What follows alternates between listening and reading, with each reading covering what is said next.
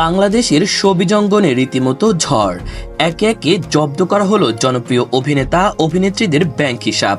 জাতীয় রাজস্ব board NBR 15 June এক প্রজ্ঞাপন জারি করে জানিয়েছে, আয়কর বকেয়া থাকার অভিযোগে মোট 25 জনের ব্যাংক অ্যাকাউন্ট জব্দ করা হয়েছে। আর এই তালিকায় রয়েছেন দেশের নামকরা কয়েকজন তারকা। সবচেয়ে বড় চমক, এই তালিকায় নাম রয়েছে চিত্রনায়িকা নুসরাত ফারিয়া, সাবিলা নূর, কিংবদন্তি অভিনেতা বাপ্পারাজ, শবনম পারভিন, মৌসুমী, আহমেদ শরীফ এবং নৃত্য শিক্ষা প্রতিষ্ঠান নৃত্য অঞ্চলের। প্রজ্ঞাপন অনুযায়ী সবচেয়ে বেশি কর বকেয়া চিত্রনায়ক বাপ্পারাজের, রীতিমতো 1,10,87,241 টাকা।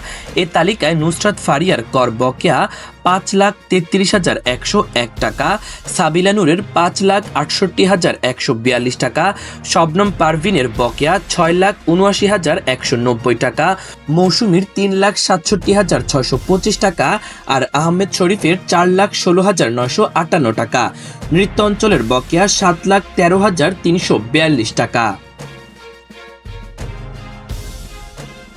এনবিআরের এক ঊর্ধ্বতন কর্মকর্তা জানিয়েছেন, কর পরিশোধে ব্যর্থ হওয়াতেই এই ব্যবস্থা নেওয়া হয়েছে।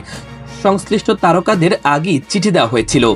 কেউ কেউ সময় চেয়েছেন, আবার কেউ কেউ সাড়া দেননি।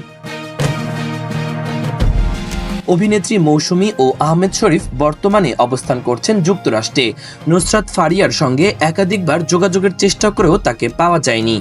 সাবিলা নূরের পক্ষ থেকে জানানো হয়, তিনি কিছুই জানেন না। অন্যদিকে নাম প্রকাশে অনিচ্ছুক একাধিক তারকা দাবি করেছেন, তাদের ব্যাংক অ্যাকাউন্ট এখনও সচল রয়েছে, কোনো জব্দের নোটিশও তারা পাননি। তাহলে প্রশ্ন উঠেছে, ব্যাংক হিসাব জব্দ হয়েছে সত্যি, নাকি এনবিআর এর তথ্যেই রয়েছে বিভ্রান্তি? ছবিজঙ্গনে এই ঘটনা এক দুঃসাহসিক মোড় নিয়েছে। এ যেন টান টান উত্তেজনার এক কর নাটক। দর্শক, ধন্যবাদ এতক্ষণ সাথে থাকার জন্য। ভিডিওটি ভালো লাগলে চ্যানেলটি সাবস্ক্রাইব করে দিন পরবর্তী ভিডিওর জন্য। ইমন তারুণ্য বার্তা।